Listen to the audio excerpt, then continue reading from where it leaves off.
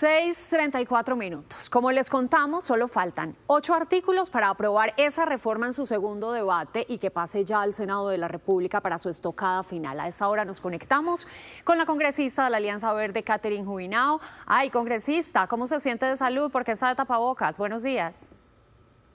Terriblemente. Yo creo que la sola idea de saber que efectivamente en la Cámara se está aprobando una reforma tan absolutamente perversa con los pacientes nos enferma. Y realmente, como acaban de decir ustedes en la nota, la reforma está básicamente aprobada.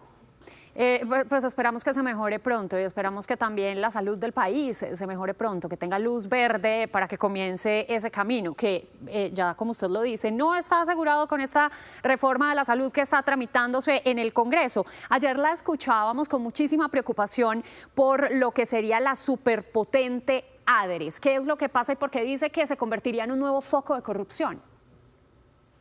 Bueno, lo que está pasando con la ADRES tiene que encender todas las alarmas del país. La ADRES hoy por hoy es una entidad relativamente pequeña, que no tiene más de 300 funcionarios de planta, que no contrata la red de prestadores, que maneja cerca de 370.000 transacciones al año, pero con la reforma a la salud se vuelve una entidad superpoderosa al punto que el director de la ADRES va a ser el funcionario más poderoso de cualquier gobierno, porque va a manejar esa sola persona cerca de 90 billones de pesos. Será un funcionario más poderoso que el mismo ministro de Salud. Ahora la ADRES va a contratar solita y de manera directa cerca de 60.000 prestadores entre clínicas, hospitales y prestadores independientes, en negociaciones 1 a 1, abriendo con esto los incentivos a la corrupción en las formas de negociación. Lo más perverso que yo he dicho es aberrante.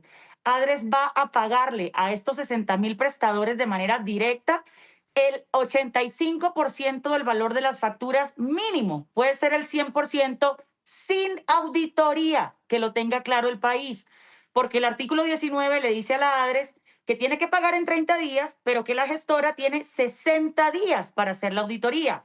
¿Qué pasa si la gestora no hace la auditoría en 30 días? ADRES va a pagar.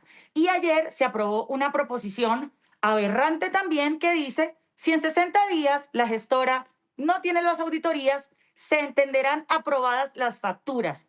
Es decir, aquí el sistema se va a desfondear, vamos a tener escándalos como el de la hemofilia y todos estos carteles de pacientes fantasmas, de IPS fantasmas, casi que va a ser un tema del día a día. Y la corrupción que hemos visto hasta ahora en el sistema de salud, que nadie está defendiendo el sistema de hoy, simplemente que esta reforma, en lugar de mejorar los problemas, los agrava, pues la corrupción va a ser cosa de niños, porque la que se viene va a ser muchísimo, muchísimo peor. Sí, representante, así es, y es una situación que se ha ido agravando con el paso de los días. Es claro su molestia y su inconformidad en cuanto a metodológicamente cómo se está tramitando esta reforma en el Congreso. Incluso usted ha dicho que están haciendo lo que sea, que están dispuestos a hacer lo que sea para aprobar en bloque, como se aprobaron ayer en bloque, esos artículos. ¿Qué debería pasar con esos 8 restantes que próximamente empezarán también a discutirse? Yo creo que lastimosamente ya no va a pasar nada bueno. Hoy se va a aprobar otra de las aberraciones de esta reforma, y es que este gobierno supuestamente que lucha contra la corrupción está incluyendo que la construcción de las clínicas y hospitales públicos ya no tenga que respetar la ley 80. Se están inventando un fondo que ustedes saben que es a donde el gobierno manda dineros públicos, pero apenas entran a los fondos que operan bajo derecho privado, esas platas se vuelven opacas, ya no tienen que cumplir con criterios de transparencia, de publicidad, no cumplen con la ley 80.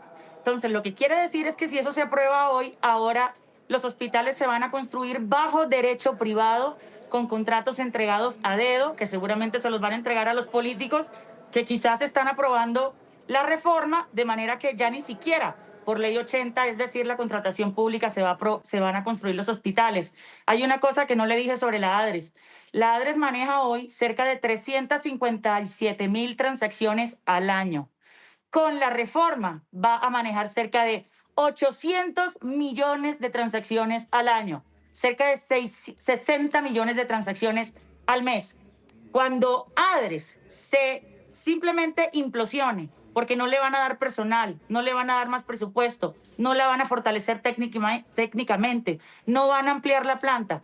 Cuando ADRES simplemente desplome y se vuelva el principal foco de la corrupción del nuevo sistema, que este gobierno no venga a decir que es que simplemente entonces hubo un saboteo en la implementación de su reforma. Con esta reforma ganan los políticos, ganan también las EPS. Y si me permiten la siguiente pregunta, le respondo por qué esto es una reforma que fortalece a las EPS y lastimosamente pierden los pacientes. Sí, mucha preocupación ahí frente al tema del manejo de los dineros. Doctora Jubinao, hablemos de cómo se movió el gobierno para darle impulso a esta reforma, porque es que vemos que no solamente hizo presencia Armando Benedetti, esta declaratoria de sentido de urgencia e insistencia, sino que además hubo otros ministros que nada tienen que ver con el tema de la salud ahí en medio de los congresistas. ¿Usted qué pudo ver? No, pues habían ministros que no tenían absolutamente nada que ver con la reforma a la salud, como suele pasar. El país se ha dado cuenta que este gobierno es más de lo mismo, pues cuando se trata de aprobar las reformas en el Congreso, mandan a todos los ministros a sentarse en las curules de los congresistas, a ofrecerle a los congresistas quién sabe qué cosas, y congresistas que estaban votando no, de repente, después de hablar con un ministro, aparecen votando sí. Entonces, ahora llegó Armando Benedetti, ya sabemos a qué, ya sabemos, todos sabemos perfectamente a qué llegó Armando Benedetti. Por supuesto, no va a tramitar las reformas con argumentos. Por supuesto, no va a liderar con integridad y transparencia toda, digamos, la concertación de las reformas. ¿Qué es lo que ha estado pasando en estos días que el país lo sabe? Los partidos han estado yendo a Palacio y al Ministerio del Interior a reunirse en presidencia y a reunirse con Benedetti. ¿Por qué no hacen esas reuniones públicas? Les preguntaría uno. ¿Por qué no hacen esas reuniones transmitiéndolas ante el país? Cuéntenle al país cuáles son los acuerdos que están haciendo. Ojalá que no veamos en próximos días escándalos, otra vez como el de la unidad de gestión de riesgo, en donde presuntamente estarían desfalcando la entidad para entregarle contratos a congresistas a cambio de que voten por la reforma a la salud. Recordemos que en cualquier caso, ya la Corte Suprema está investigando a un grupo grande de congresistas por la unidad de gestión de riesgo, pero ahora también por un supuesto escándalo de corrupción en el INVIAS. No, pues como dice usted, ojalá y no tengamos que registrar esas noticias y ver cómo se ferian los recursos públicos. Es la congresista Catherine Jubinao hablando acerca de esa reforma de la salud que avanza contra viento y marea en el Congreso de la República. Vamos a ver entonces, señora. Yo le quiero decir una última cosa al país y a la gente que votó por Petro, porque supuestamente Petro iba a luchar contra los mercaderes de la salud. Muy lejos de la narrativa que ha sostenido el presidente Petro, de que es que a las EPS hay que acabarlas. Esta reforma no acaba las EPS. Las EPS no se acaban, simplemente las perfuman, las disfrazan con un nuevo nombre que se llama gestoras de salud y vida, y resulta que ahora no van a hacer ni la mitad de lo que hacen hoy como EPS, pero les van a pagar más. Ayer yo les demostré con datos en la plenaria cómo las EPS más grandes del país, EPS Sanitas, Sura, Compensar, tienen gastos administrativos de entre el 1.5% y el 2% de la UPC. ¿Por qué razón? En esta reforma les están entregando entre el 5 y el 7% de la UPC, que puede representar entre 5 y 7 billones al año si ellas están gastando mucha menos plata. ¿Por qué les van a premiar la ineficiencia? ¿Por qué están fortaleciéndolas al entregarles la capacidad y la facultad de ser ellas mismas las que auditen sus propias clínicas? Las EPS son las dueñas del 80% de la red de prestadores en Colombia. Y resulta que en la reforma ahora las gestoras auditan a sus propias clínicas y son las que le tienen que decir a la ADRES si esas facturas están bien o no y si le pagan o no. Entonces, ¿qué va a pasar?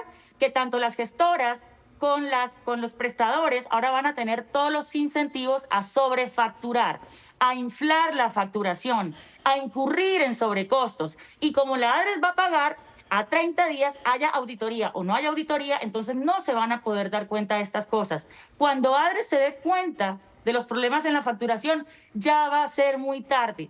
Ya la plata se va a haber perdido. Entonces, las EPS ganan porque se vuelven gestoras y ganan más plata. Ellas son las que van a auditar a sus propias redes y además les van a pagar, insisto, a 30 días de manera directa sin los controles que hay hoy.